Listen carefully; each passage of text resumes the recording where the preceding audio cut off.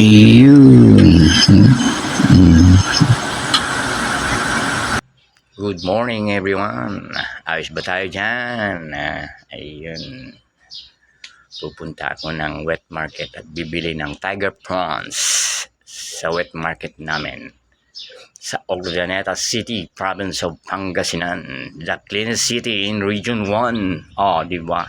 Gawa ko ng tempura. Ayun o. Okay. Let's get it on. Bye.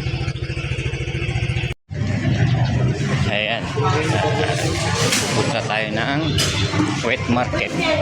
City of Urdaneta, province of Pangasinan. Ayan. Meron akong 5 tiger prawns. Ito na yun, yung tiger prawns.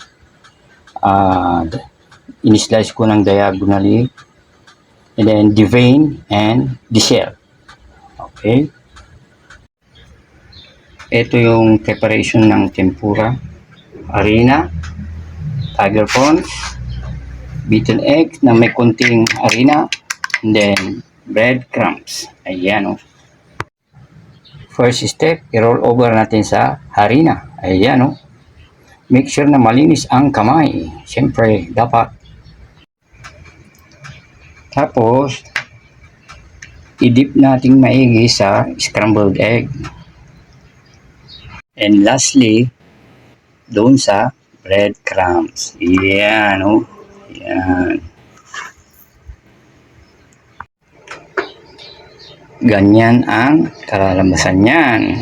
Then, i-fry na natin. Samantala, gawa muna tayo ng sauce niya. Egg, tapos yung garlic sauce ko. And then, yung pickles, relish. Just combine it all. And then, add asin and paminta. Yun lang. Bahala kayo kung gusto nyo, lagyan nyo ng toyo or what. Kalamansi. My sauce is done. Magprito na tayo. In a slow fire, yun. Magprito na tayo. Ayan na. Malapit na. Malapit na. And there you have it. My finished product. Tempura. With my sauce. Race style. Kung gusto nyo ng medyo maasim-asim, lagyan nyo ng kalamansi. Kung gusto nyo ng medyo manghang, lagyan nyo ng sili. Yun o. Wah!